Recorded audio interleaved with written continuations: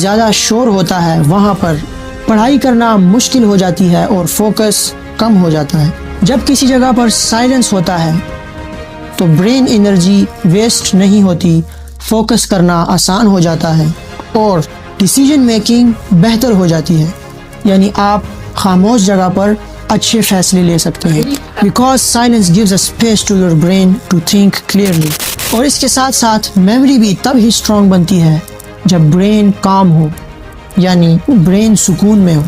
Scientific studies یہ بتاتی ہیں کہ کوائٹ انوائرمنٹ میں یعنی خاموش جگہ پر لرننگ یعنی سیکھنا اور ریکال یعنی ریویژن بہتر طریقے سے ہوتی ہے۔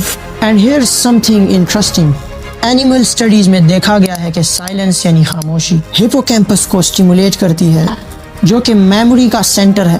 ہیومن اسٹڈیز ابھی آن گوئنگ ہے، یعنی اس پر کام جاری ہے۔